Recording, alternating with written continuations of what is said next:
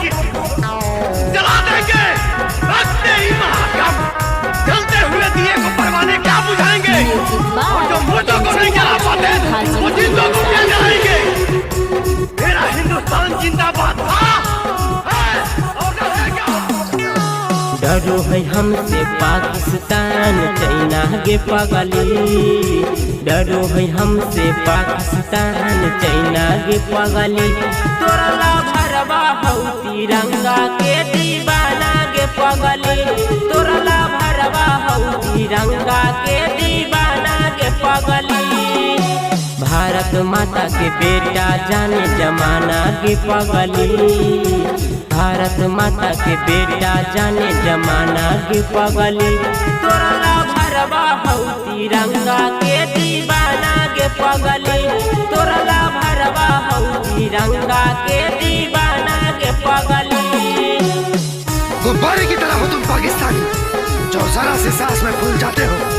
थोड़ी सी बुलंदी मिली नहीं, अपनी औकात भूल जाते हो। अगर हिंदुस्तानी अपना बाबूजी के तहत चला के मार देलस तब पाकिस्तानी साथ खानदान तक ले मामा बनते रह जाइए। तीन रंग तिरंगा है हमारा जान के की करते देख ले चीन पाकिस्तान के। मन के सीना पर देवे गोली मारी सुपर हो भारी एको बिहारी।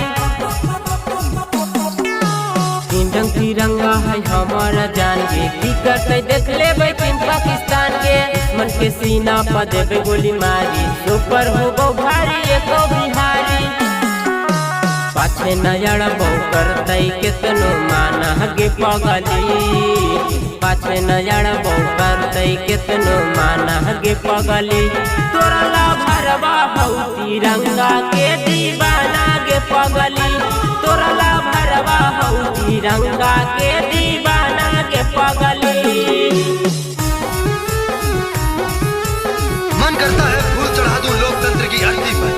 भारत के बेटे निर्वाचित वो घाटी से खेल रहे हैं तुम जैसों के बलबूते पर, जिनकी नाक टिकी रहती है पाकिस्तानी जूतों पर।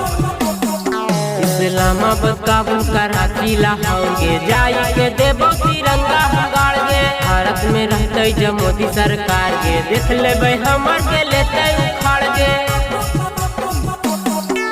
इस्लामाबाद काबुल कराची लाहौंगे जाई के देबो तिरंगा हम गाड़गे। भारत में रहते जब मोदी सरकार के देख लेबै हमर के लेते उखाड़गे। गुड्डू दीवाना कबो हो गाई के गाना के पगली। गुड्डू दीवाना कबो हो गाई के गाना के पगली। तोरा भरवा हौ तिरंगा के दीवाना के पगली। तोरा भरवा हौ तिरंगा के दीवाना के पगली। Magahi recording studio Samastipur Sheikhpura.